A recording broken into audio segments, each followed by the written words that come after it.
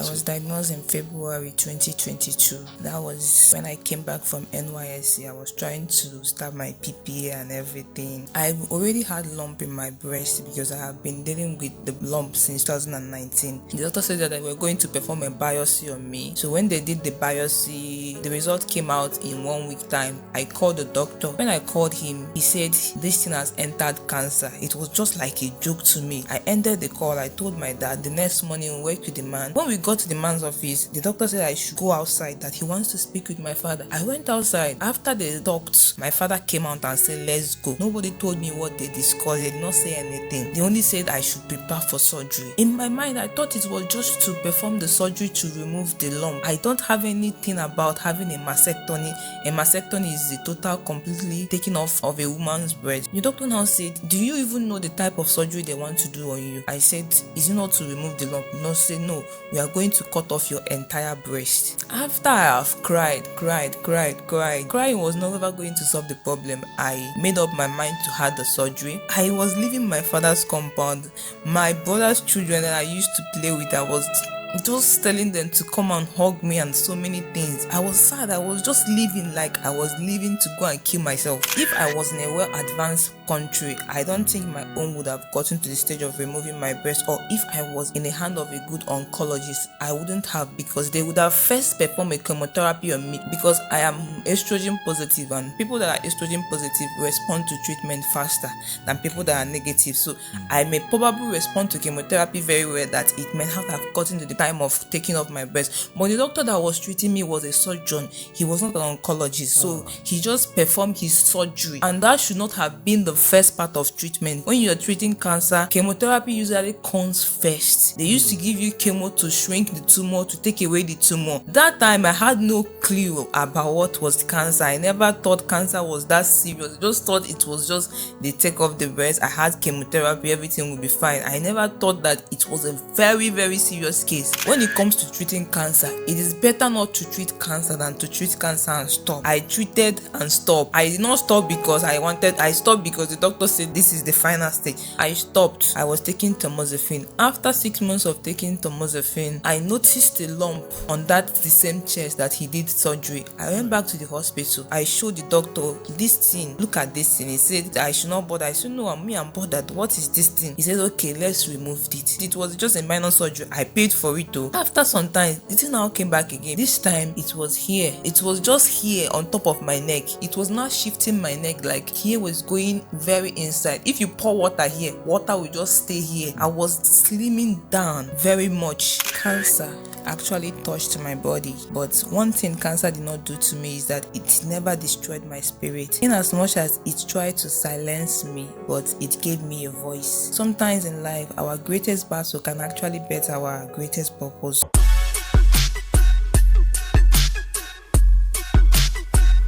Welcome back to another episode of the Let's Talk Experience Show, and on our podcast today we have a champion, a strong lady who has survived through a very terrible experience, a cancer experience. Chineye, you are very much welcome. Thank you. Chineye, right? Yes. Okay, you are very much welcome to Let's Talk Experience Show. I've heard almost like part of your story, more than half. I don't really know how this session is really gonna be, but I just believe that your story would go a long way to be an encouragement, to be an inspiration, and bring direction to a whole lot of people, right? Yeah. So cancer is one terrible experience that we hear a lot of things about it. How long did you suffer it? It started in 2022. I was diagnosed in February 2022. That was when I came back from NYSC. I was trying to start my PPA and everything. Then I started noticing I already had lump in my breast because I have been dealing with the lump since 2019. So in that 2022, I started having a lot of, like, whenever I sweat, I'll have itching. The thing will be itching me. I'll have like a needle pain. This needle pain, if it comes, it can pin me in one place for like 5 minutes. I will not move. I may be walking on the load and the thing will come. It will now pin me in one place. So the thing was disturbing me, and Most times when I would complain to my mom, she said I should just get my mind off it. I said this thing is, I'm not someone that used to like keep my mind off something that is disturbing me. So I kept disturbing. Went back to the hospital of the doctor that performed the surgery on me when I was having the lump. So when he touched my breast, the doctor said that this thing is too attached to my skin, that he's not going to touch it again. So he picked up his phone because the doctor was kind of related to us.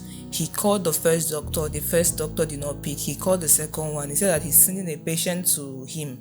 He gave me the man's number. I should go in and area. When I got there, the doctor said that they were going to perform a biopsy on me. So when they did the biopsy, the result came out in 1 week time. I called the doctor. When I called him, he said this thing has entered cancer. It was just like a joke to me. How it has entered cancer. He said I should go back to the doctor that gave us his number. I should go back to him. I said okay. I ended the call. I told my dad. The next morning we went with the man. When we got to the man's office, the doctor said I should go outside, that he wants to speak with my father. I went outside. After they talked, my father came out and said, let's go. Nobody told me what they discussed. They did not say anything. They only said I should prepare for surgery the next Thursday. In my mind, I thought it was just to perform the surgery to remove the lump. I don't have anything about having a mastectomy. A mastectomy is the total, completely taking off of a woman's breast. So I just thought it was just... That was in 2019? No, 2022. Okay. 2019 was when I was having issue with the lump. Okay. So they were trying to remove the lump and get it tested. So when they removed it and get it tested, they said it was fibroadenoma, but it kept coming back. In that 2022, when I called, he said I should call the doctor and told him I was ready for the surgery. I called the man and said, doctor, I'm ready for the surgery. The doctor now said, do you even know the type of surgery they want to do on you? I said, is it not to remove the lump? No, say no, we are going to cut off your entire breast. I said, how? I dropped my phone. I could not talk. I came outside and said, so you people do not even tell me what you want to do to me. So if I have gone to the hospital, I would have waked up and you people have taken off my breast, and they were saying it's the best thing to do. If we leave it on your body, it's going to exercise to your parts of the body.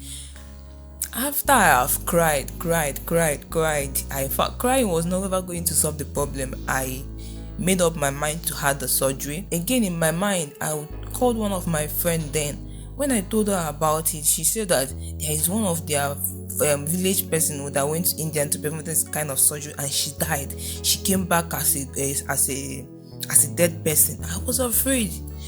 The day they booked the surgery, I was leaving my father's house. I was just walking around everywhere. I never believed I was going to come back there alive because I thought I was going to die. I was imagining how can someone live with just one breast. So I was leaving my father's compound. My brother's children that I used to play with, I was just telling them to come and hug me and so many things. I was sad. I was just living like I was leaving to go and kill myself. But what gave me hope was when I got to the hospital, I found a woman around 30-something or 40-something years, I don't know, but she had already performed her mastectomy and she was fine. That was when I started having a little bit of hope in me that if this woman can survive it, me too, I can survive. That was on 10th of March 2022. The doctor came. They said I should remove my clothes. They gave me the hospital clothes to wear. They took me inside the surgery room. When they were going, I was still afraid of my life. I told my mom, please call my brother. Tell him to pray for me. I don't want to die. I entered the surgery room. I lied down. The last thing I hear was, have they given her this injection? I said no. They gave me one injection. I passed out. When I waked up, my eyes was like I was seeing the cloud. Everywhere was white.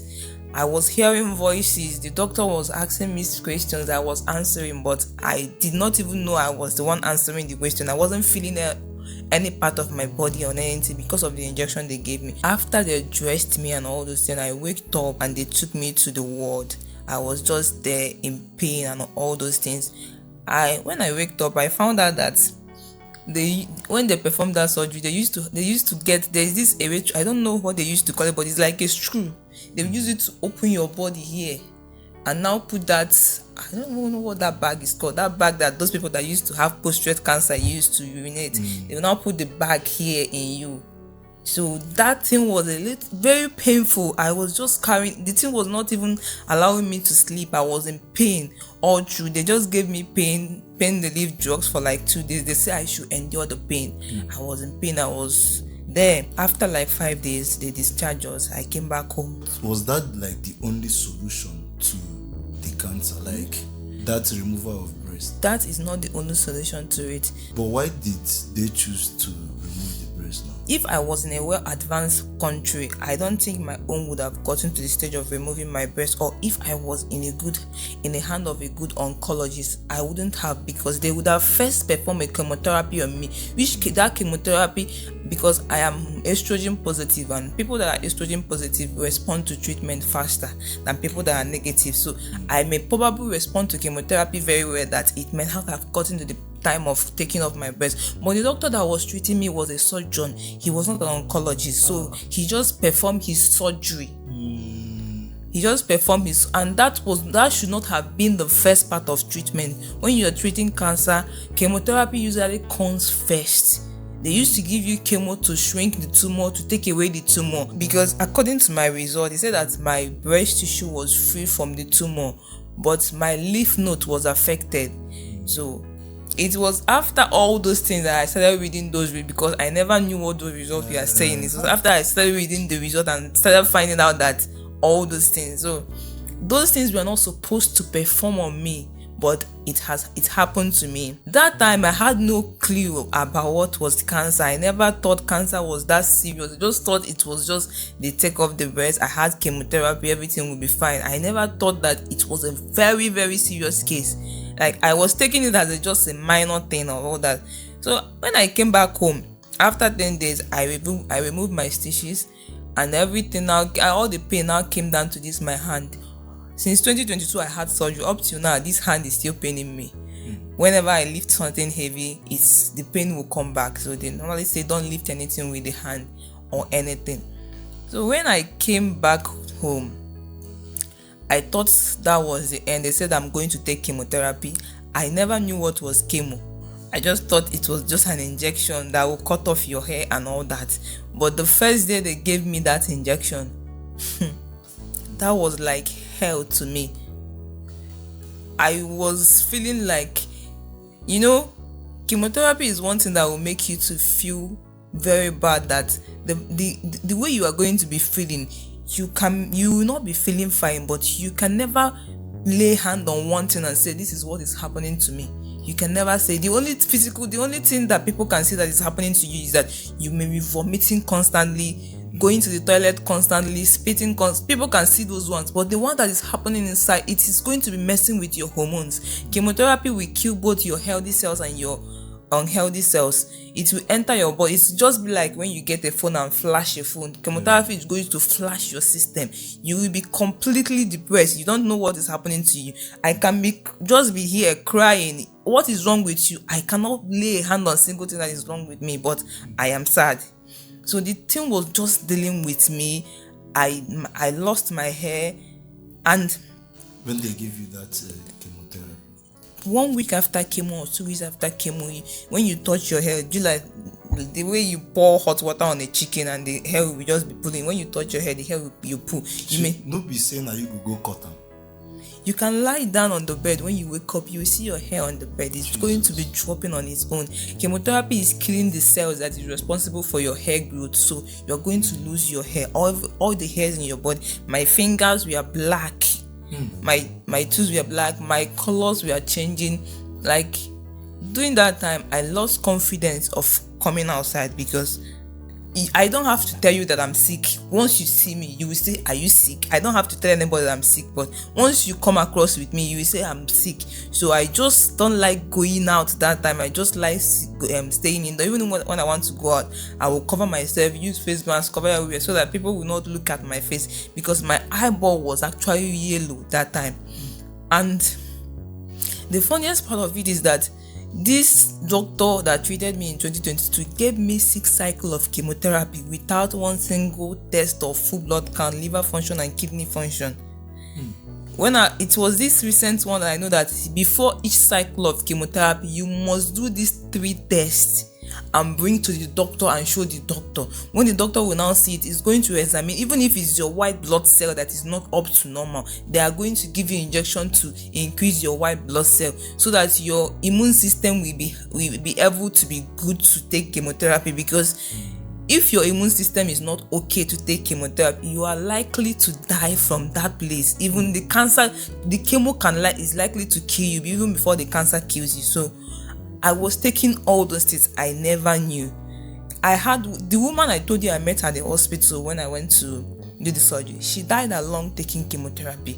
It was this 2025. I just kept imagining maybe this was what killed that woman, because we are never doing those tests. You don't know if the woman's liver is okay, if her kidney is functioning well, if her white blood cell is okay. You are giving, if her PVC, what is her PVC? But you are giving her chemotherapy constantly. This thing can kill someone. So all those things, they were just giving us chemo. They were just giving us chemo. After the 6th cycle of the chemotherapy, I stopped taking chemotherapy because they say it was 6th cycle of chemotherapy. After that 6th cycle, I should have proceeded with radiation, but I showed him my test result. He said that I should go and be taking tamoxifen. Tamoxifen is a drug that women that has breast cancer likely takes. It used to, people that are hormone positive, it used to lower your estrogen. So he said I should go and be taking tamoxifen. He never mentioned that I should go and do radiotherapy, because radiotherapy is not being done in Anambra State. It's done in Lagos, a UNCH Enugu, or this Ebonyi State I'm going. So the doctor have to give you a referral letter to go. So he never talked about it. I know it was expensive, but at least if he had mentioned it, he would have looked around for money to go and do it. But he never mentioned it. So I went back home. I was taking tamoxifen. When it comes to treating cancer, it is better not to treat cancer than to treat cancer and stop. I treated and stopped. No, I did not stop because I stopped because the doctor said this is the final stage. I stopped. I was taking tamoxifen. After 6 months of taking tamoxifen, I noticed a lump on the same chest that he did surgery. I went back to the hospital. Again? Yes.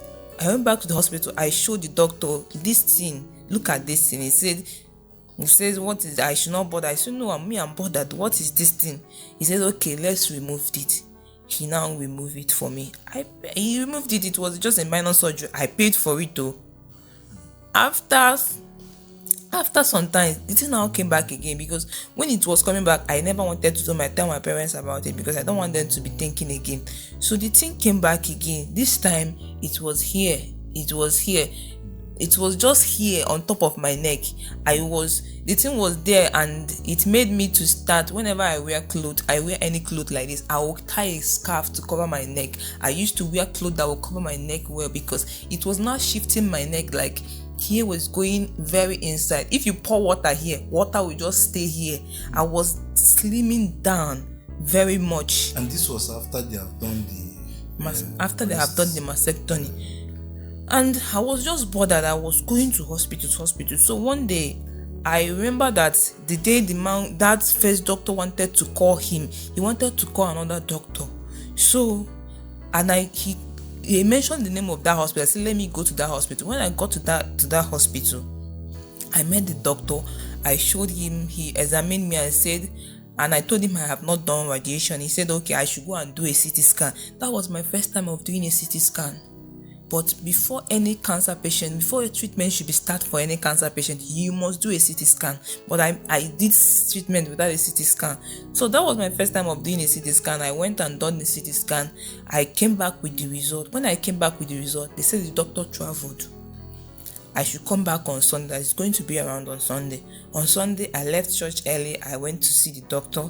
He was not around again. So something said I should go back to my former doctor. I carried the results. I went back to my former doctor. He was looking at the result and said, how is cancer in your lungs? This and that. He said, okay, he brought out his referral letter. He said that I should go and do radiation. He wanted to write UNT Enugu for me. He said no, he has someone in Bonny State. So he wrote the Dave Umahanyi Teaching Hospital in Nubru that I'm going. He wrote and said I should go there. When I got there for the first time, I met the oncologist. I showed the man my result. As he was looking at my result, he was saying, this your result is making me to be confused. I said, why? And I found out that there is this result they call immune histochemistry. That is the result that will determine what is causing your cancer. And in the results, my ER was positive, my PR was negative, then my HER2 was equivocal. That equivocal was neither positive or negative. The result was supposed to undergo another test to know whether it was positive or negative, so that sometimes you now determine the kind of chemotherapy they are going to give you, whether they are going to give you chemo or with targeted therapy at the same time. So the doctor was now looking at the result and said, this your result is making me to be confused. I will try, but this your result is not clear. He said okay. That was when he prescribed oral chemotherapy for me. I should go and take it, and I'm going to start radiation. And the radiation, they said it was 1.2 million naira. And that time I was in the hospital, I only have like 100,000 or 200,000 in my account, and I was even spending it in that hospital. I don't even know where to get that kind of money from. It was just to pay for the radiation. It has nothing to do with the other hospital bills and everything I'm going to buy. So, and the radiation is not even the treatment. That is the treatment. Okay. The radiation is like, they have a radiation machine. I don't know how to describe the machine, but you're going to enter the machine for 15 days for like you will be inside the machine. No. Okay. 15 minutes every day for straight 15 days. Okay. So that is how you are going to do it. So he said I'm going to start. I said okay. I went back home. I started asking for money. Everybody was just trying to raise money. I tried and tried. It was just like everything was on my head. It was just like raising the money was on my head. I tried my possible best. I got money, but it was not enough.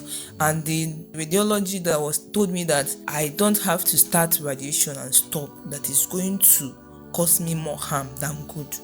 Because of that, I couldn't raise the money, and I was asking people, like when I was asking people for money now. So when you will not ask this person will not bring his own opinion. This person will not bring his own opinion. That was how someone said that there is this man that is in Nnewi that is selling supplements, and he's going, the supplement has cured this person, has cured this person. It was quite cheap now, and I thought maybe I should try this one. I went to that place. This man has it. My only problem with all these people that are selling all these drugs, that they normally hide themselves under God to deceive people. This man has a church. I came the first day. He performed the scan that he did. He said that I had infection and all those things, that it was what I was that triggering the stuff, that all sort of stories. I could not even lay hand on one thing he was saying. He gave me one drug like that I should take. I took it. I started experiencing a kind of pain when I was taking the drugs. I came back to him. He said, okay, that you are going to, he said, let's do the scan again. After doing, he said, my body is responding to treatment. He said that we are going to, there was this, I don't know what they call the machine. The thing was like this. I will lie down, they will just lay it on my chest. I used to come inside the church. No, he has like his own shop, like, I don't know, he call it like medication center. Yes, where he sell his drugs. The church was different. And the man is a pastor. He's a pastor. If you see people that comes there, they dress like their dressing is just like deeper life people. So I would lie down. When I would lie down, they will now use the machine or all these. It's like all this machine they got from all these people, all these people that used to sell supplements, Alliance and all these KD, all this. I don't know the company that gave him that machine. So I would lie down. He will now put it. I used to come there like 2 times in a week.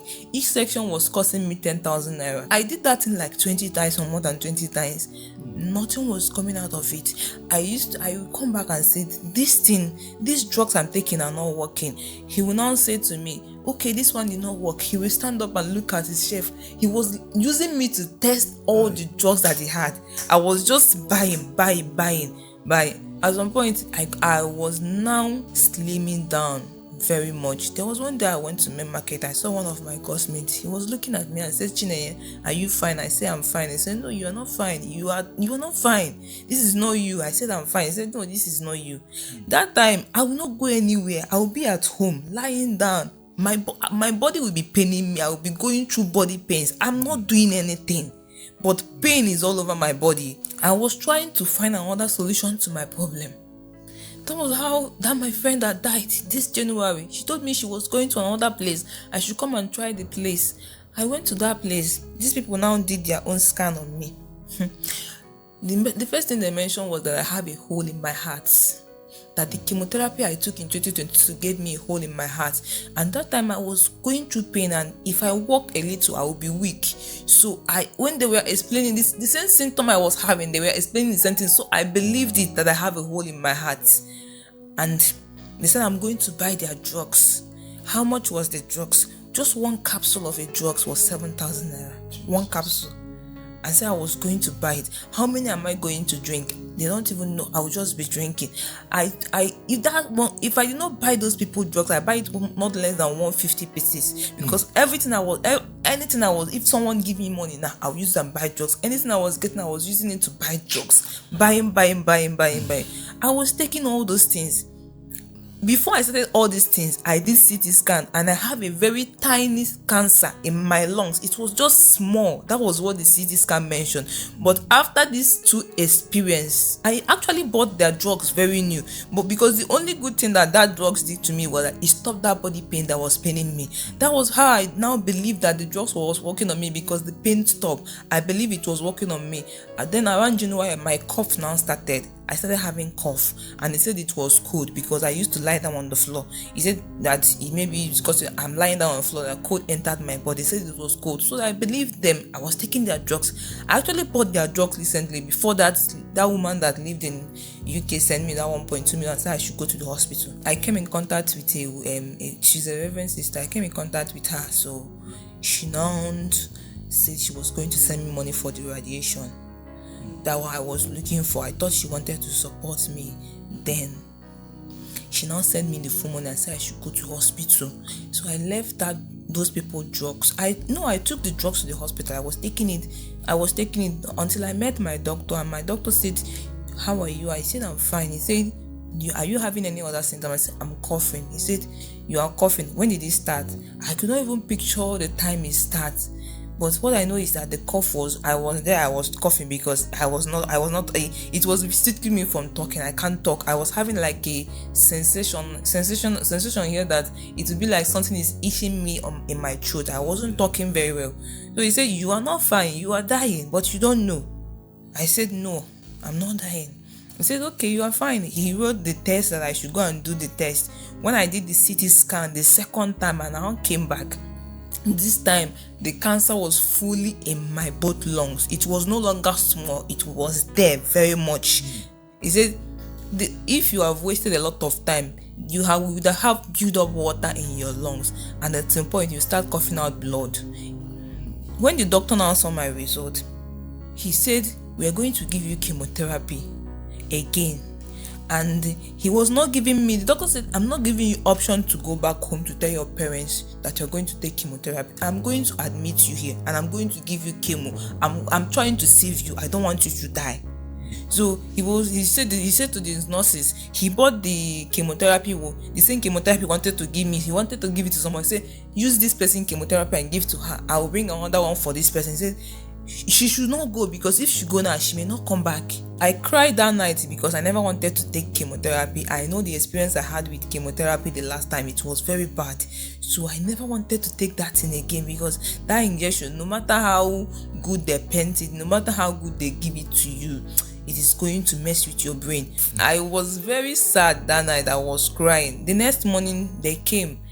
They wrote everything. I went and bought everything for my chemotherapy. They started the section. Chemotherapy used to last for like 3 hours, 4 hours, 5 hours. They will admit you to give you chemo, but in another number they don't admit you. We just sit here, take chemo and go. But here they will admit you, give you bed. They will just reduce it. Some people, depending on your immune system, there are people that your own will flow for 2 hours. There are people their own will flow for 3 hours. There are people their own flow for 6 hours. There are people their own flow for 12 hours. It depends on how your immune system to accommodate it. Because this chemotherapy is just this simple meaning of chemotherapy is chemo is chemical. Therapy is treatment, is chemical treatment. Whenever you see the doctors mixing the chemotherapy, they used to put glove and cover their nose. If chemo splash on my body like this, it's going to give me a wound. When chemo splash on the ground, they clean the place like their life depend on it. That thing is very dangerous. Like most times when they are giving me chemotherapy and maybe it's my vein burst or anything, is going to swell my hand will be black. So that chemo is actually very aggressive. So the next morning when they started giving me chemotherapy, first of all, they brought an anti-drip. They gave me an anti-drip. When they were giving me some of the pre-chemo is the injection that is going to subside the side effect of chemotherapy. It's not going to subside, it's just to help. Because it's just to help a little bit. So when they were giving me pre-chemo, they was trying to explain all of those things for me. But back in another university, nobody was explaining anything to me. They were just packing injection in my body. So they were trying to explain, this one is going to do it like this one is going to give you this type of side effect. The nurses there, it would just be, is this a Nigerian nurse? They would just be petting you. Like the nurse may be shouting at someone else, and me, I will call them back and say, nurse. They will pretend like they were not shouting and attend to me very well and turn back and start shouting again. So they were just trying to treat you, like give you hope that they're not treating you to treat you, they are treating you to give you hope that you are good, you can survive this. So when they started giving me the injection, the 5 minutes the injection entered my body, I felt a little bit bad. After some time, I came back to my normal self. Then when the injection, everything finished, the next day I went back home. The chemo wasn't disturbing me at all. After like 3 days, the disturbance of the chemo now came. Most times vomiting, stooling, spitting, and again this one made me, this second type of chemo, it makes me to eat like I was eating like a mad person. Like there is no time you will see me without food. I was eating in the morning, I can eat like 3 times in there. I was eating everything that crossed my way. If you said this water was 1,000 naira and I was in need of that, I will buy it 1,000 naira, because the thing was making me to eat everything. I wasn't even thinking about how I was spending that money. I was getting very much fat because that was the side effect. I went and complained to the doctor. He said it's fine, be eating. It is going to increase your immune system if it makes you to eat. During that first time of chemotherapy, when the chemo was messing with my brain, there was this thing they used to call chemo brain. It will be messing with your brain, like you cannot explain anything that is happening to you. The thing can just ask me to come outside. I will just come outside, say I should lie down on the floor. I will lie down there. If you're talking to me, it's not me you're talking. That is where I want to be. Just leave me. I may be there crying. Just leave me. That is where I want to be until I come back to my normal senses. It is going to last. Chemo disturbance can last for 1 week. It is going to last for days. There was a time that it was disturbing me. I was throwing to my TikTok. I was seeing people carrying a dead person in a coffin. I was wishing myself to be that person inside there, because I just want to rest. I said, I just want to rest. This thing is messing with me. It is going to, the frustration, the depression that comes with treating and going through chemotherapy is not what you can fight. You cannot fight it, because if someone can be depressed because you don't have money, you saw an alert and you'll be fine. But when it comes to chemo, there is nothing that they were going to give you to take away that depression. It is going to sit with you for days until it stops. And when it stops happening to you, you will not, like, you don't know how it came. You don't know how it is going to go. That is what is going to happen to you. During that time it came to you, you are going to be depressed. You will feel like dying. But when it leaves you, you will be thinking, is it me that was thinking that I want to die before? So you can't fight it. It is just natural. It is just what comes with chemotherapy. And I was even lucky, my own chemotherapy was just one. There are people that take 3. Imagine one was doing something like this to me. Imagine people that were taking 3. Some people were taking 4. You just once, like just once. like chemo is just no chemo is like a different chemo is not just one drugs. The general name is chemo. There's the one they call red devil, there's the one they call docetaxel. It's just plenty, just like a plenty drug. So some people they will not prescribe this one 3 different types of chemo for you. It's just for one cycle. You just take it for one cycle. So there are people that were taking 3 and I was just taking only one for one cycle. So I was just lucky that my own hasn't gotten to that level of taking those 3. I was trying to encourage myself, but with time, when the first one will disturb you, second one will disturb you, third one will disturb you, but with time, when you got to the fourth one, your body system has started adjusting to it, because the first time it enters your body, it is killing some healthy cells in your body. So when it's now killing those healthy cells, it's true, the healthy cell is trying to fight back, the chemo is trying to kill. So all of them, that is when your hormones will be messing around with you, and those times is the time that is actually dealing with those cancers in your body. Because my first cycle of chemo this year, before that first cycle, I had a lot of tumors on my neck here that was too much. A lot. It was like 3 to 5, but it is noticeable. It is if it was, you just look at me, you will notice that there was a lump there, and my neck was a kind of shifting. I don't know how my neck, this place was. It wasn't. I was always covering it with scarf or wearing a cloth that will cover it. So after that, my first cycle of chemotherapy, and when the chemo was disturbing me and I was lying down I couldn't stand up. So when the chemo stopped disturbing me, I waked up, I look at myself in the mirror, and those lumps has disappeared. I said, this is what I was taking supplement and all those things for. Because when I went to those people and they said, this one said my drugs is 50,000 naira, I thought it was cheap. But at the end of the day, when I calculated those money, I found that it was still the same thing if I have gone to the hospital. The only thing different with hospital is that hospital may ask you to pay it once or all those things. It was still the same thing. So when I waked up, when I look at I did not see those lumps again. Everything disappeared.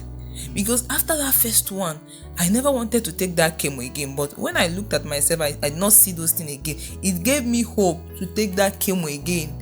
I took it again. After that second one, the third one disturbed me. It was the third one that made me felt like I should be the one in a coffin. That one messed with my brain a lot. The fourth one was not that much.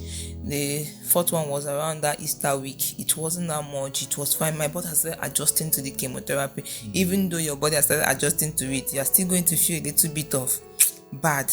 The fifth one was not too much. The sixth one was not too much. I couldn't wait to finish the chemotherapy. So when I finished the chemotherapy, I went back to the doctor. He said while coming back, I should do another CT scan.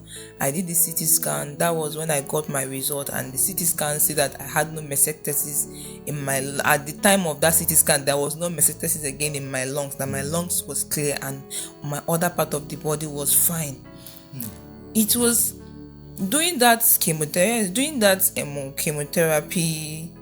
When I was taking that chemotherapy, because something was happening to me. I was actually very depressed. I was feeling bad and I was feeling useless, and that was when I read one book. Because I was looking, my phone was literally everything to me. So I read one book that said, because I was losing faith, I was always blaming God. I was saying that God is is God punishing me for my sin? Is God doing this to me? I was thinking that God is punishing me. So during that time that I was always sad, I read one book that said what to do when your faith is weak and victory was lost. So in that book, I was able to pick like 3 things that said I should know the source of my problem and stand my ground and also overcome my fear. When I was trying to know the source of my problem, because I was blaming, every time I would just say, God is punishing me. Even when I will be praying, God, please don't punish me for my sins and all those things. And at some point, it was telling me that God cannot punish you because of your sin. God cannot give you cancer. God cannot give you cancer and will be waiting for you to beg him to take cancer away from you. He cannot give you that thing that he can take away. It is not his purpose in life. That in this earth, we have the God of the earth, and the God of the earth is Satan. that I should understand that in the Bible that there was a time when the devil tempted Jesus and said, I will give you everything if you bow down and worship me. That I should understand that this is not God. God did not inflict this thing on me. It is the devil that is dealing with me. And the earlier I realized that I should stop blaming God and start coming closer to him, that I'm going to be fine. And I should stand my ground. And when he says standing my ground, the book of Ephesians chapter 6 verse 10, when he says I should be strong in the Lord, that this strongness is not about my physical strongness, because there are a lot of people that has the money in the hospital, but most of them died. There are people that are taking, my chemotherapy was not even costly. There are people that are taking targeted therapy. Targeted therapy is about 1 point something million for a cycle. There are people that has this money, but most of them are dying in the hospital. There is this man I met in that January in the hospital. He was in that hospital from January to February. He was staying in the VIP section. A day was 10,000 naira, but the man was there from January to almost March or April before the man died. They had the money, but yet he died. He said that it's not about my physical strength of being strong. I should be strong in the Lord, because this is how I'm going to overcome all those things. He talked about my fear. The word cancer alone, when they mention it to you, you are already afraid. When you walk into the doctor's office, they are going to give you, they used to give me options to survive. At some point, the doctor told me, I'm going to take away your period entirely. He said I should talk about freezing my eggs and all. Well, I don't even see money for treatment. You're asking me to freeze my egg. Where will I get the money for all those things? So the voice now says, whatever the doctor is saying, don't carry it in your mind. Don't listen to it. Overcome this fear. The treatment that you came to the hospital to do it. Don't just, I should not be afraid of anything. So I stopped being afraid of anything, because when it comes to treating cancer, you're not supposed to be stressing yourself. You're not supposed to be thinking. Stress and thinking can contribute to the cancer. Instead of getting better, it will be spreading more. So he said I should just remove fear from my mind, because most time when I go to the doctor's office, I'm always the one that go there. Nobody was going with me. So many things he will used to tell me. The doctor will be telling you, one thing about that man is that he'll be telling you a serious thing and he'll be smiling to you. So the voice said, whenever he's smiling, be smiling back to him. Don't be crying again. So whenever he's talking, now I started smiling back to him. I try to overcome my fears. So even though the result is not fine, believe that God has healed you, because you can do test again. The result may not be fine. Believe that God has healed you. So I did, after the chemotherapy, I did four tests. I did my full blood count, liver function, kidney function, CT scan, and CA153. It was that CA153, that one is cancer antigens. That one was not normal. It was still high. I wanted to cry again. I said, don't cry. This thing should not make you to cry. If the one on your lungs has cleared, this one can be fine. So I went back to the hospital. I showed the doctor my result. I was supposed to proceed for my radiotherapy. The doctor said he wanted to give me Ibrance. That should be like 1 month ago. He said he wanted to give me Ibrance, and Ibrance is a targeted therapy. The drugs was about 900k for 21 days, and I was supposed to take it for 8 good times. So each time 800, 900. And it's not only it, like you are going to combine it with some drugs, because imagine the drugs you get for 900k, what it's going to do in your body. It is going to pull down your immune system. So they're going to give you another drugs that will help build your immune system. So if you calculate everything that you're going to spend, let you just go monthly, because if you take it, you will rest for some times before. So if you calculate everything you're going to take in a month, you are about like 1 million plus. So I look at it and I say, I cannot afford this thing, or I cannot do it. He said, okay, since you cannot afford it, let's go for another one. He now said I should start taking Zelo. That one was oral chemotherapy. In my mind, I thought that one was cheap. That one was quite cheap, but it was not that cheap. So I thought that one was quite cheap. So I said, okay. That one was, you take it 5 tablets every day for 2 weeks. Then you rest for 2 weeks. You now go back to hospital. So when I came back, I asked one of my friends in the market to help me buy the drugs. Immediately, the person said it was 42,000 naira. So when he got when he said 42,000, I thought it was the one pack of the drugs that was 42,000. I thought it was just the one packet of it. But when he gave me the drug, it was just 10 capsules. That was 42,000 and 10 capsules. And that 10 capsule was just for 2 days. Ah, okay, 5 per day. 5 per day, 2 in the morning, 3 in the night. 500 milligram. One was just 500. I take 205 10 milligram every single day. So when he gave me the thing, I was like, what? Just for 2 days. I don't even have the money from anywhere. I took the drugs, I went back home, I sat down, I picked up my phone, I just made a video on my phone and I posted it on TikTok. This was how people were just coming up. I want to buy one for you, I want to buy 2 for you. The way they just bought the drugs for me, I took it. I took everything for the straight 2 weeks. I rested. I did that CA again. That time I did it was the normal range of the CA was 30. From 1 to 30 is the normal range. Before I started my chemotherapy, it was 35 point something. After chemotherapy, I did it. It was 31.89. No, 31.90 something. Then after taking that Zeluda for straight 2 weeks, I did the CA again. It was now 31.80 something. Like is this thing even going to go down? How long am I going to take this thing for it to go down? When I went back to the hospital again, this time around, my white blood cell was very low. They gave me injection. I said I should continue with the Zeloda. According to the CT scan, all the organs in my body are not affected. Nothing, they don't have cancer. But this CA153 they call it cancer antigen. It is your blood is what they use to test it.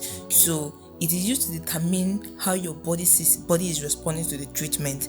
The normal range of it is 30, but your own is not supposed to be that 30. It should just come down like, let me just say 10, 15, 17. For it to be that 30, there is chance that there is still cancer in your body. Even if the cancer is 0.1, it can still, in the next 1 month, it can still grow from that 0.1 to 1.1. So that is it. From there it will be growing. So they have to deal with that CA to come down very well. And when it come down, you have to be doing that test from time to time, even when you eat so many things, because there are so many things you're not supposed. When you eat or drink or do something that you're not supposed to, you're supposed to be checking it. That is why after cancer treatment, so many people change their diet when they are dealing with cancer. You change your diet, you stop so many things. Like since that 2022 up till now, there is no way you can never see me taking anything that has to do with sugar, soft drink. I stopped taking all those things. So you just have to adapt to your diet, because cancer feeds on sugar, so sugar can help it to grow. Really? Yeah. So people that is taking excess sugar, we are at risk. Yeah, it's not that nobody asks, even us.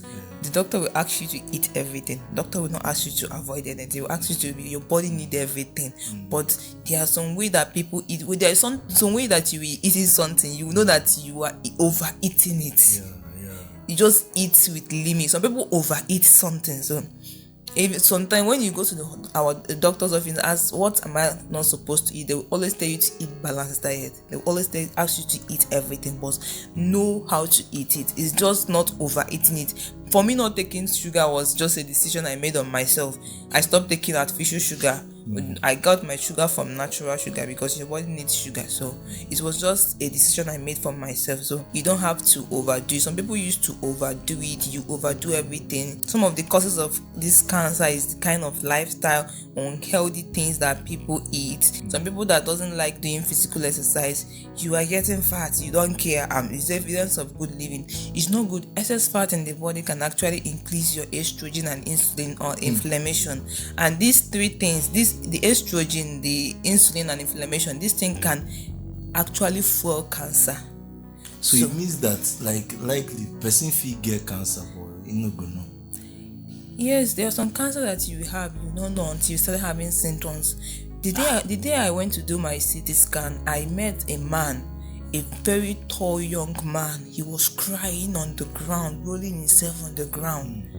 What is wrong with him? Nobody knows. He came for CT scan. This one was treating ulcer. My stomach was paining me. He was just treating ulcer. At some point, he was just taking ulcer drugs. But when the CT scanner came out, they found out the man has stomach cancer. And at that point in his life, it's not something chemo is going to deal with. They just say we are going to start giving him pain drugs, just to subside the pain till he's going to die. So most times there is some of these cancer that they can hide themselves, that the symptom will not come immediately. That is why some people, sometimes this self-medication is bad. I have this pain, they say it's ulcer. There are some sickness that their symptoms can be related to ulcer, but it's not ulcer. So most times before you take all those things, you try to know what you are taking. And it looks like this cancer treatment, like there's no point where you treat it and then you can't find the trace of it again. Is it possible? Yeah. Some people have been cancer free. There are a lot of people that we are in the same group that has been cancer free for 12 years, 13 years, 15 years, even though you are still going to be on drugs, yeah. Okay, so you like if I finish this my treatment now, everything, because I'm hormone positive, I'm going to be on tamoxifen. They believe our estrogen is fueling our cancer. So they have to be lower, they have to give you drugs to subside the estrogen so that the estrogen will not be fueling your cancer. So I have to be in that hormone drugs for at least 5 years. So you are going to be taking drugs and you're going to be engaging yourself in physical exercise, your diet, and so many things. So there are some points people get better, but it's not all. It's actually when cancer is detected early, that is when some people get to be free from it. But when it's detected late, sometimes you just be living. Maybe you are just living, you just be alive for years, but you are managing it with drugs and everything. You're just one step away from the hospital. You are always going to hospital. There are people that their cancer is managed, your own is less managed. You have been on management, so that is it. There's women that once they have breast cancer, they take off their two breasts, they take off their ovaries, they take away everything can come, because the estrogen that we're talking about is coming from the ovaries of a woman. So some people will just cut it away so that nothing again is going to come, especially people that are hormone positive. But people that are hormone positive are actually okay, because the doctor knows the cost of their treatment and know what to treat, and they are likely to respond to treatment fast than people that are negative. These people that are negative, they don't know the cause of their problem. You don't know where it's coming from, so you just treat them. It is likely to come back. And their cancer is very aggressive. It spread more faster.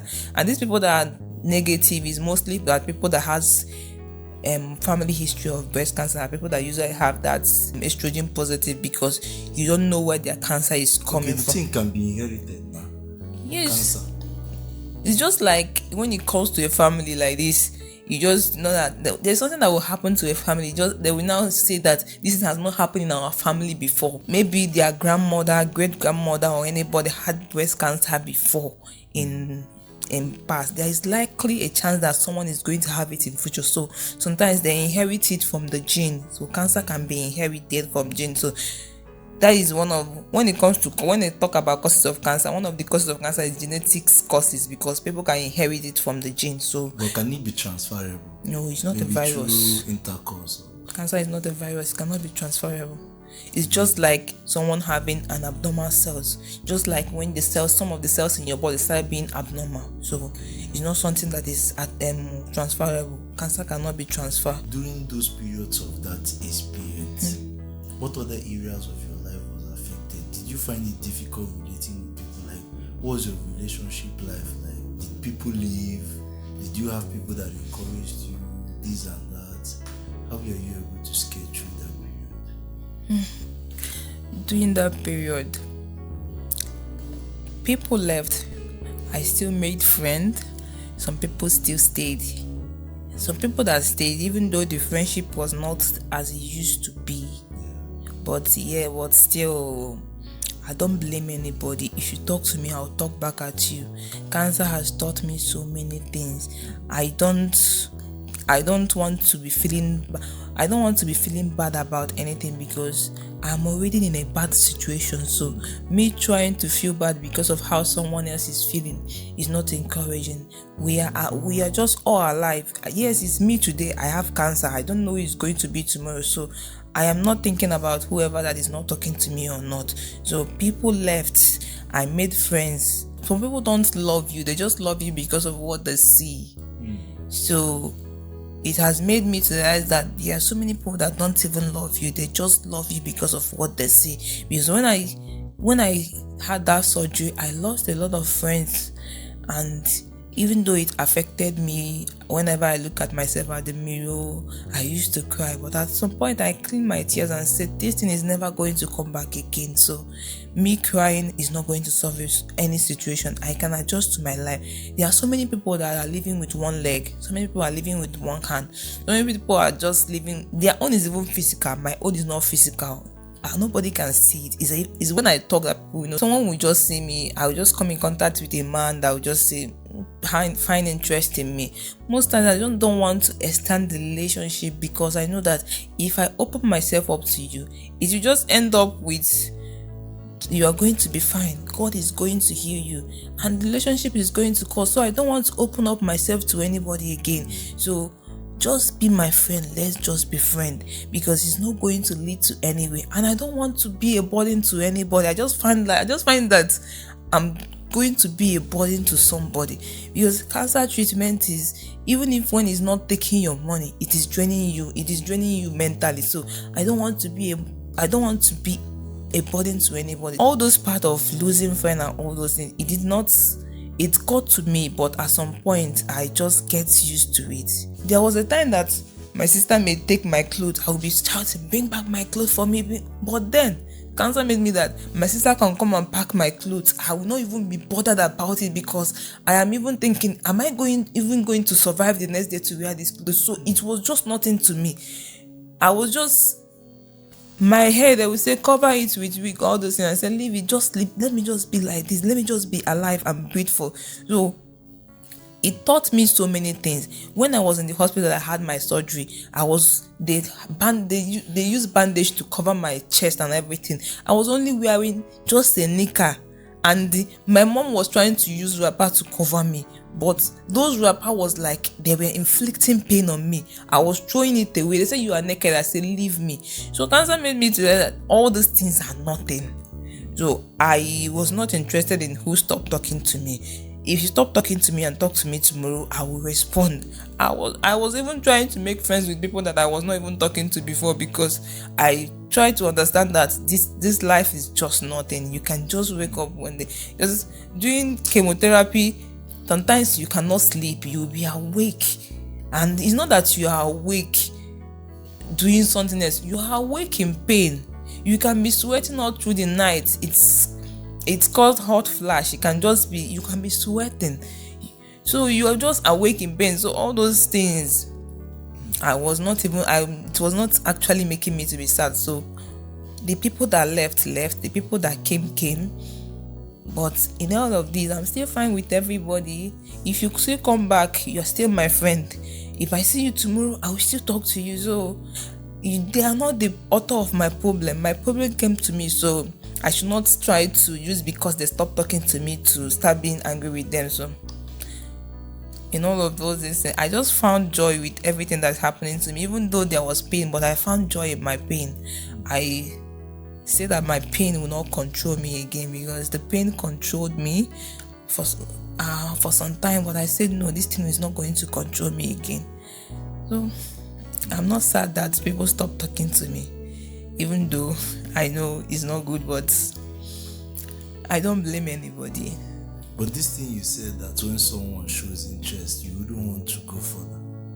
Do you still maintain that? I actually maintain it because I don't want anybody. I have actually been hurt because of cancer. Cancer have actually hurt me physically. So I don't want someone that I will just engage in a conversation with you, just being friends, at some point stop talking to me. So that is why, this reason is the reason why I just talked about everything concerning me, that even if you already know me, once you get my social media handle, you will see all of them. So before you start talking to me, you already know this thing has happened to me, so that you will not come tomorrow and I don't like talking too much. So sometimes when someone will now talk to me, I say, "Shay, you know I have cancer. I don't want to be a burden to anybody. Please let me just be myself and treat myself. I don't want anything bad to her. I don't want someone to start like pitying me or anything. I don't want someone that will come and be loving because of pity or anything. There are so many things I can achieve in this life. I just want to be alive and survive." So that is it. Wow, you're a strong woman. What is this one advice, like one encouragement you give to people out there, both someone that might be listening to you now and also having the same cancer experience? So what is this one thing you would give as an advice? Aside that, you also talk to us about our health, like what and what we need to do to stay free from certain these things based on your experience. But first of all, encourage someone that is going through the experience. This cancer of a thing, cancer actually touched my body, but one thing cancer did not do to me is that it never destroyed my spirit, in as much as it tried to silence me, but it gave me a voice. Sometimes in life, our greatest battle can actually bet our greatest purpose. So there are some people out there, if you are listening to me, you may be passing through anything. I don't know what you are passing through. It may not even be cancer or anything, but just know that if I can do it, you can do it. While growing up as a child, I was one of the child that my parents would always say, "Chineye, you are not strong. Chineye, you cannot do this. Chineye, you cannot do that." They never believed I can do anything. So if me, the Chineye that was not strong, can able to overcome all these challenges that are happening to me, most of the things that I have solved with dealing with cancer, I have did them alone. I used to go to take chemo alone. Nobody was going with me. So most of the bills I pay in the hospital, I saw them by myself. So if I can do it, you self can do it. Remember, God does that we can do all things through Christ who strengthens us. If you believe you can do it, you can do it. God says, cast all your burdens on Him. You don't have to carry anything at all. Even though the devil will try to mess with your spirit, even though the devil will now say that you are useless, because at some point I was started to feel useless. Even, it's not at some point, sometimes I used to feel it. I used to see some of my mates achieving a lot of things, and I wanted to achieve a lot of things. I had a lot of things to achieve. I have a lot of things I wanted to do for my family, but here am I, depending on them. It is still not the end of the world for you. I don't know whatever you're passing through, but believe that you can do it. Never you stop fighting, and never you stop believing in yourself. You can do it. The same way I am dealing with it, you can actually overcome anything that you are passing through. So when it comes to the other part of health-wise, some people actually live a very healthy lifestyle and still get cancer. The doctor can never give you a specific reason of what triggered cancer. And again, when it comes to the kind of environment, some people can be in a bad environment. Bad environment is not good, like a polluted environment and all those things, like exposing yourself to radiation. We get radiation normally from the sun, but it's a lower radiation. But when someone enters a CT scan or MRI machine or X-ray or radiation machine, they get a high dosage of radiation. Most times, if someone enters this type of machine, they are supposed to isolate themselves from people that are healthy. You don't just come out from the machine and start sitting with someone that did not enter it with you. You are exposed to a very high dosage of radiation, and radiation can cause cancer. So you're not supposed to come closer to people that are healthy. You just have to isolate yourself for some hours. At least drink a lot of water to flush your system. So exposing yourself to radiation can actually trigger cancer. When it comes to women that actually take contraceptive like paracetamol, you don't care about your health, you're just taking it. This thing can cause hormonal imbalance. Your estrogen is likely to increase, and when your estrogen increase, estrogen can trigger cancer. It's not everything you will be swallowing. Women that usually see their period at a very young age are likely going to at risk of having breast cancer. So like from what age? People that used to start seeing their period like around the age of 10, 11, 12, at a very young age. So the chances of them having cancer is high. Is high. That is why they just have to avoid them. If everything that can trigger their hormones. You just avoid everything that can trigger your hormones. Because let me just say, someone that you started seeing your period at a very young age and you are now taking contraceptive drugs too much, it can lead to hormonal imbalance, and this thing can, your estrogen can increase. This thing can trigger cancer. What sign now will your lady see and you start pointing that this might be cancer? Okay, first of all, the first major sign of breast cancer is a lump in the breast. Even though not all lump in your breast is cancerous, some lumps can be fibroabnormal, some can be as a result of inflammation, some can be as a result of infection. But any lump that is in your breast should actually be tested. There is no point of leaving a lump in your breast as a lady, because when I posted about my story, some people were saying me that I made a mistake about removing the lump. There is no point of leaving a lump in your breast. You have to get it tested. Whatever it is that is dealing with you, you tackle with it at the very early stage. So a lump in the breast or swelling in the armpit. Some people there can be a lump inside the armpit. Like me, I had a lump inside my armpit, or your armpit can be swelling. This thing is as a sign of breast cancer.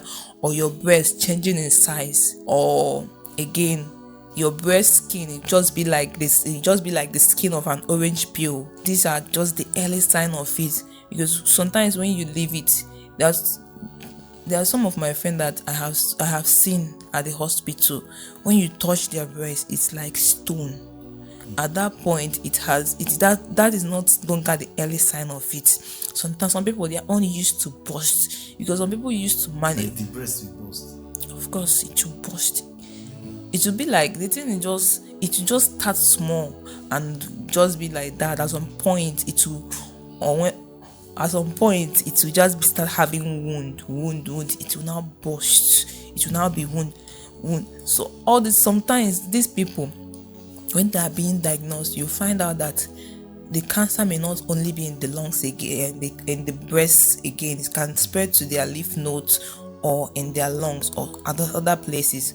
So you don't have to leave anything. You just see it. You're just trying to manage. You don't want to go to hospital. You are taking this and that. The reason why most of African people, Nigerian people, they are used to burst that most times when you see all those things, it will subject you to herbs. You watch a TikTok video, you saw someone mixing herbs, you go and cook and drink, they will just subject you to herbs. And these things are the things that are making some of us, the thing got worse and it's going to burst. And also a lump in your collarbone. The lump may not be in your breast, it can just come to your collarbone under here. These are actually signs of breast cancer. Not every lump in your body is actually cancerous. But if actually you see anyone, you just have to get it tested. There's this woman I met in the hospital. She has cervical cancer. What was her cause? She said she did family planning and she had cervical cancer from family planning. So there are so many things that can cause cancer. It depends on the doctor that did it to her. It depends. Most of all those things, they are supposed to be how your body system should be tested, and know the ones to give into you and the one not to give into you. So there are so many things that are just there are so many things that can trigger cancer, so many that cannot trigger cancer. So nobody actually know the causes of cancer. But the only thing is just live a very healthy lifestyle. Try as much as possible to avoid it, because all those things I mentioned is just the risk factor of having cancer. It's not actually that person can. Some people actually do all those things and still don't have cancer. Some people still do it and still have cancer. So that is it. It's not cancer has nobody knows the causes of it. But just thank God that there have been more advanced treatment for cancer that people are actually surviving. The only problem we have in Nigeria is that the treatment of cancer is actually very much expensive, and some people cannot afford it. And mainly the reason why African women and Nigerian women die of cancer, most especially, is because of money. Because most times they don't have the capital to start the treatment. They subject themselves to herbs, and when you subject yourself to herbs, they die. So if they have access to all those things, like me, I am here, anything they ask me to take, I am ready to take it. But just because there are some things that I can't really afford. Like How can I just keep thinking like, where can I see the money to take a drugs of 900k for 8 times? That's approximately 8 million naira. Where will I even see it from? So it's on certain things that some of us are ready to do, but we don't have the money. So it's just the money. But there have been a lot of advanced treatment like this targeted therapy. There is a very big chance that people that they treat with targeted therapy don't have reoccurrence again. The targeted therapy, Okay, that one hits it. it just targets. It doesn't, if he give it to you, it doesn't destroy any other cells in your body. It targets that cancer that it came to you. That is what it's going to target. It doesn't have any business with other organs in your body. So that is what it does. So that one is actually very, very quite expensive. People that they used to recommend it very well in the hospital, but not everybody can afford it. So Wow, I think we're also calling out on the government and even the health sector, the health system, because if at all the hospital you visited the first time did well, you couldn't have gotten to this point. yeah, the one problem with Nigeria is that everybody is treating cancer. Everybody is actually treating it. Some people will not be oncologists, but they are treating it. Manage your own part and leave the other part for others to manage, but you are treating it. You don't care, and they don't want to know. They don't want to know. The only person that is going to die is the one they are treating. And when you die, their life goes on. If actually some of them are losing their license because of all those things, some other people will not be trying it, because you are just trying to use some people to do experiments. You are just trying to learn something. When it comes to their field, everybody has their own field. What you read is not what this person read. You may have a little clue of it, but the other person have everything about it. Because when I used to, if you sit down with the both doctors, even if you don't have cancer, when you sit down with the both of them and hear their explanation, you will understand that there is a big difference between this person and this person. Yes, quite alright. The man that had surgery on me, he was a very good surgeon. He was actually very good in doing surgeries very well. The surgery was very neat. But when it comes to treating cancer, he wasn't good with it. If I thought he had done his surgery and actually referred me to an oncologist, it would have been better. But no, he did it and continued chemotherapy on me. So everything was that.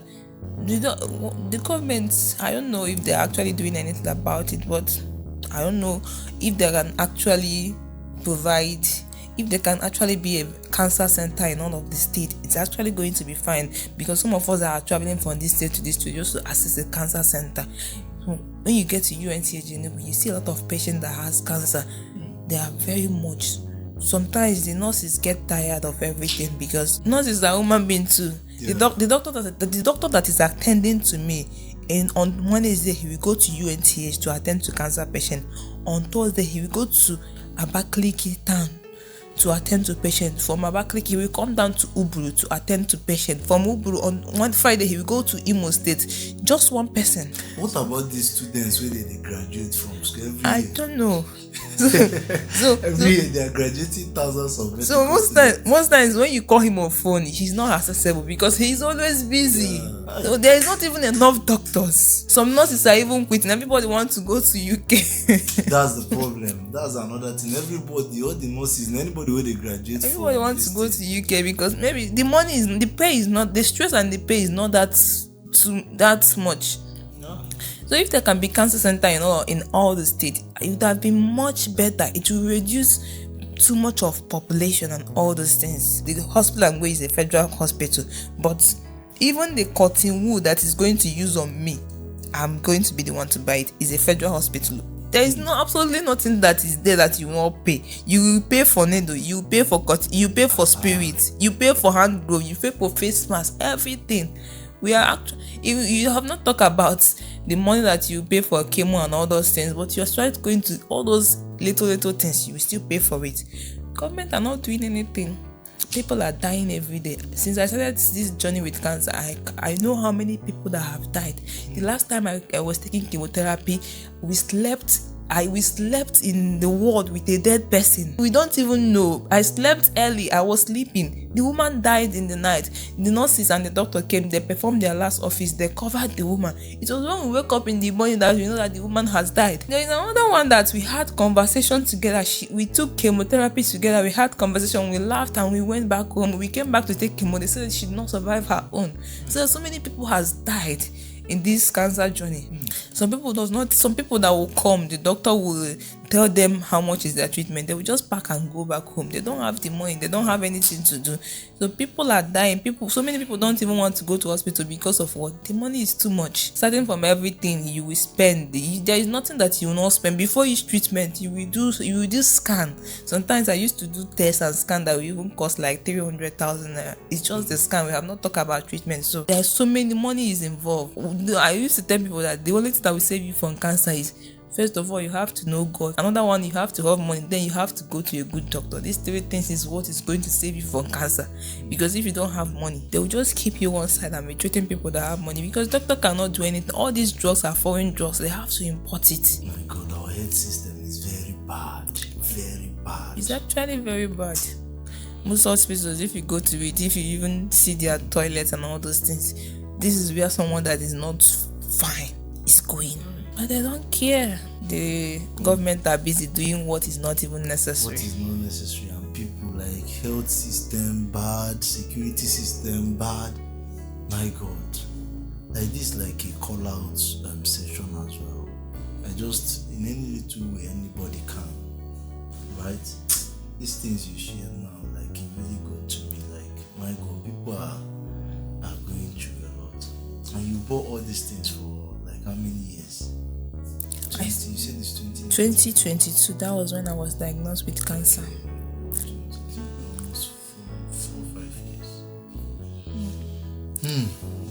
Well, thank God you are here. At least God. I used to thank God like that doctor actually wrote Ebonyi State for me, and I was able to go to Ebonyi State to meet that doctor I met there.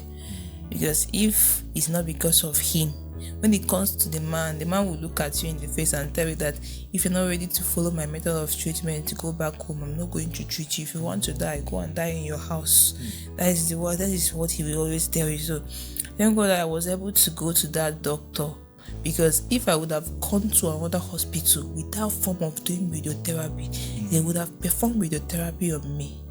But the man said, no, there is no need of doing radiation for you now.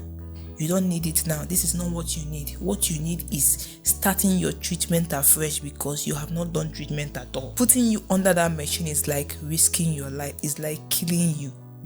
You may not know it now. Like he said, it may not affect you now, but in the next 6 months, you will see the results. So I just thank God that I waked up and decided to embrace the right treatment, because I know some people out there believe that chemotherapy is killing people. That is just the mindset of so many people. So many people, you don't have cancer, you don't have it though, but you will sit in your house, you will advise, you will be giving me that have cancer advice. Some people will just say, leave chemotherapy, take swap leave, take this, take that. We all know. I used to tell them that, do you think that if swap leave was working, I would take chemotherapy? I will never take it. I have swap leave in our house. Oh, Julie, it's too much there. It's actually the only thing is just help to prevent cancer for people who never get it before.